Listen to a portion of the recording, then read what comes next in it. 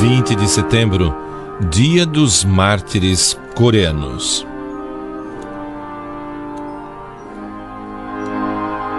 Brilhe vossa luz perante os homens, de modo que, vendo vossas boas obras, glorifiquem vosso Pai que está nos céus. Está em Mateus, o capítulo 15, versículo 16. O primeiro e insubstituível fator de evangelização é o testemunho. Exemplo convincente desta verdade deu-se na implantação do cristianismo na Coreia, em que a igreja teve seu coroamento mais glorioso com a canonização de 103 mártires coreanos, feita pelo Papa João Paulo II, hoje também santo, em sua histórica visita a Seul em maio de 1984. Caso quase único é a penetração do Evangelho na Coreia, pois deu-se por iniciativa de apóstolos leigos. Uns letrados tinham recebido da China um livro do missionário Matteo Ricci, com o título O Verdadeiro Sentido de Deus. Esta leitura despertou neles a sede de conhecer a doutrina cristã e encarregaram o filho do embaixador coreano na China de procurar-lhes mais outros documentos sobre a religião de Cristo.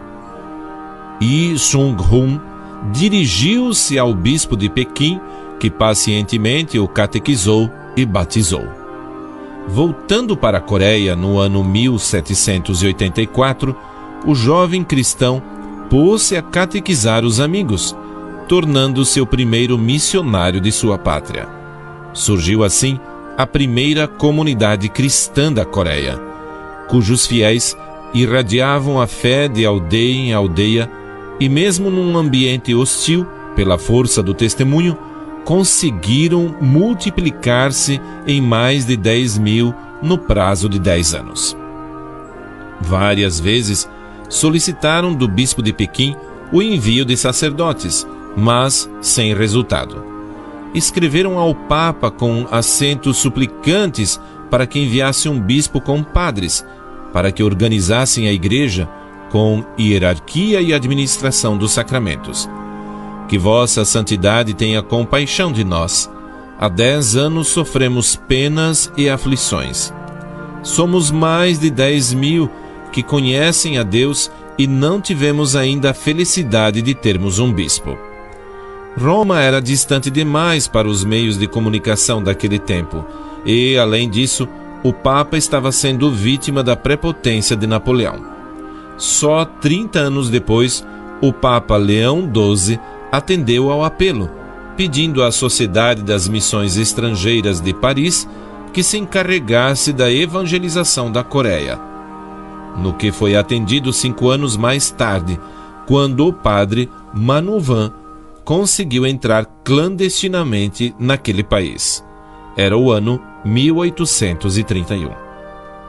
A Igreja da Coreia, ao receber os primeiros padres, já estava passando pelo fogo da perseguição, que começou em 1791 e continuou com intervalos até 1866, deixando o saldo glorioso de cerca de 10.000 mártires. Entre eles estão incluídos os 103 mártires canonizados por existirem testemunhas e notícias documentadas. Destes, o primeiro padre coreano, André Kim, morto em 1845, mais 10 clérigos e 92 leigos.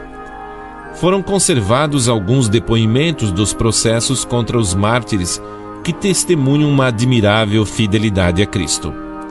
Assim, Teresa Acnon respondeu ao juiz que a induzia à apostasia: dado que o Senhor do céu é o Pai de toda a humanidade e o Senhor de toda a criação, como podeis pedir-me para traí-lo? Se neste mundo aquele que trair o pai ou a mãe não é perdoado, com maior razão não posso nunca trair aquele que é o Pai de todos nós.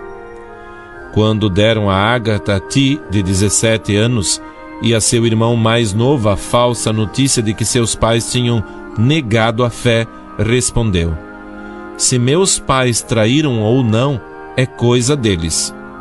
No que nos diz respeito, não podemos trair o Senhor do céu que sempre servimos. Os mártires coreanos escreveram com sangue as primeiras páginas da história da Igreja na sua pátria, exemplo admirável do fruto do apostolado leigo e das graças de Deus. A eles se aplicam com toda a razão as palavras do apologista Tertuliano, que por volta do ano 200 escreveu: o sangue dos mártires é semente de novos cristãos. Na data da canonização bicentenária do início da evangelização da Coreia, nesta nação contava com 1.400.000 católicos, 14 dioceses, 1.200 sacerdotes, 3.500 religiosos e 4.500 catequistas. Que espetáculo de fé seria o mundo se todos os fiéis fossem apóstolos do Evangelho, como os primeiros cristãos da Coreia. Quem não for apóstolo se torna apóstata da própria fé, dizia um autor. Palavras estas que nos questionam profundamente.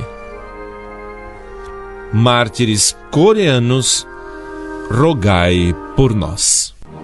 O Santo do Dia. Apresentação: Padre Anísio José.